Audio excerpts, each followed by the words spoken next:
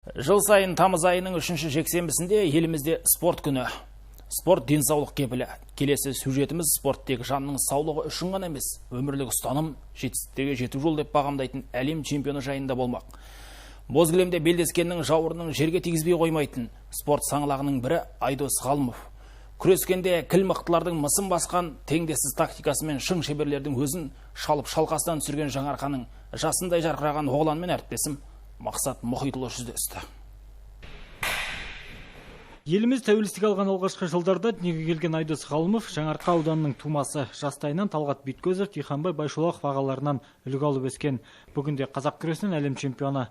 2015 жылға дейін жеңіл салмақта қарсыластарын шақ келтірмей, Еуразия барысында да өзіндік қолтаңбасын қалдырып үлгерген.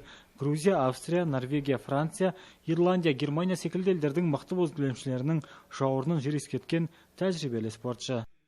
Спортқа өзім 7 жасымда келгем, ең алғаш рет әкем алып барған. Содан бері осы уақытқа шейін 21 жыл болды дайындалып жүрік. Салмақта 3-ші орынға, жүлделі 3-ші орын алдым. Қазіргі ендігі мақсатымыз қазір оқу жаттығу жиындары болып жатыр, көптеген дайындық үстіндеміз.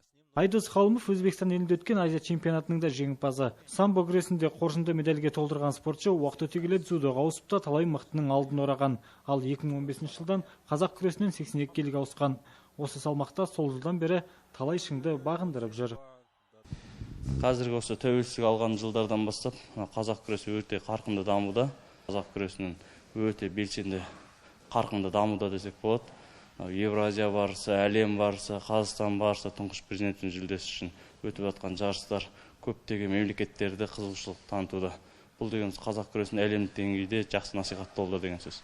Тәуелсіз елдің ұланы Айдос Ғалымовтың бүгінгі бапкері Мақсат Ахметбеков. Жүздеген спортшының қанатын қатайтып, қарым-қабілетін арттыра түскен жаттықтырушы шәкіртінің алар асуы алда дейді.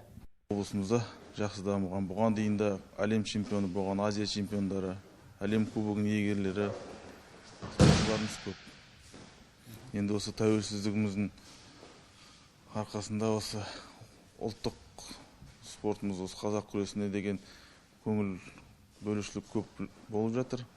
Әлем чемпионы Айдос Ғалымовты телеарнамыздың Саржайлау кинотеатрымен ынтымақтаса ұйымдастырған біз тәуелсіздік ұрпақтары атты шығармашылық жобасы аясында назарларыңызға ұсындық. Алдағы күндерде ел намысын қорғап, көк туымызды желбіретіп жүрген спортшылар мен еңбек адамдарын таныта түспекпіз. Мақсат Бейсенаев, Жайнат Жақсыбаев, Аман Хамид, Сарыарқа телеарнасы.